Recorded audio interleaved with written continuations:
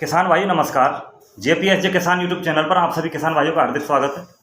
किसान भाइयों, आज मैं प्रस्तुत हूँ आपके सामने एक ऐसी वीडियो लेकर जिसमें मैं बात करूँगा पेंटेड बग अथवा चितकबरा कीट जो सरसों की फसल में आता है और सरसों की फसल में काफ़ी उसका नुकसान रहता है। सरसों की फसल की बुवाई के बाद उसका प्रकोप होता है और उसका प्रकोप बुवाई के बाद से लेकर और फसल की पकने तक की अवस्था तक उसका प्रकोप रहता है।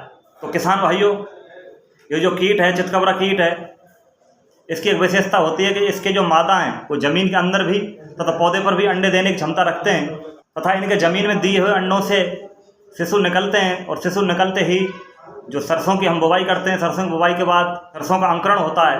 अंकुरण के समय ही लगता है, उस समय ही इनका प्रकोप होता है।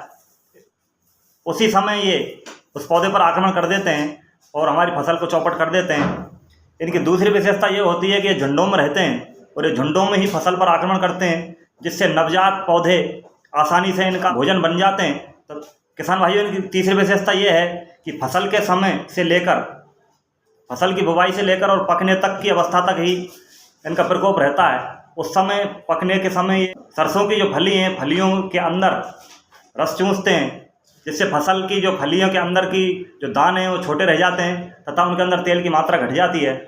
तो किसान भाइयों, ये जो कीट है ये काफ़ी हानिकारक कीट है, तो इसका नियंत्रण होना बहुत ही ज़रूरी है। हम फील्ड में जा रहे हैं, खेतों पर देख रहे हैं, तो किसानों की अधिकतर समस्या यही आ रही हैं। कई किसानों से हमारी बात हुई, उन्होंने बताया कि हमारी सरसों उड़ गई है। किसान को यह जानकारी नहीं है वो कीट की वजह से सरसों उड़ रही है।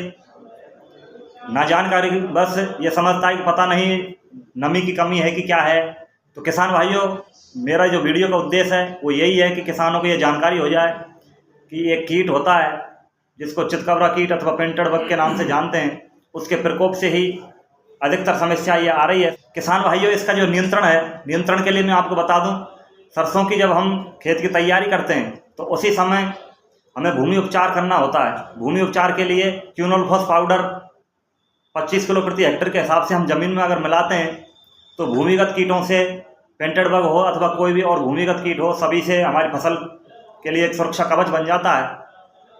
इसके अलावा किसान भाइयों, आपने सरसों बो दी है और आपकी फसल पर इसका भी प्रकोप नहीं हुआ है, तो आप उस अवस्था में क्यूनोल-फॉस पाउडर को डस्ट के रूप में उसका भुरकाव कर सकते हैं।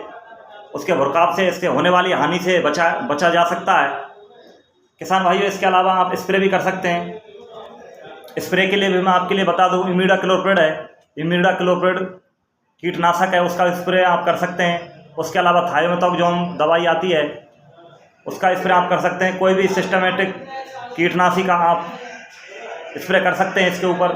तो किसान भाइयों, आप अपने खेत पर समय समय पर जाते रहें, देखते रहें और इस कीट के प्रकोप से पहले ही आप अपने खेत पर जाकर और स्प्रे के माध्यम से अथवा डस्ट के माध्यम से उसका नियंत्रण पालें, जिससे आपके फसल उत्पादन में कमी नहीं हो और आपको अधिक मात्रा में फसल उत्पादन हो।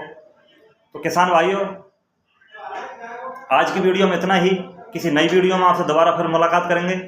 तब तक के लिए जय श्री राम, जय श्री कृष्णा।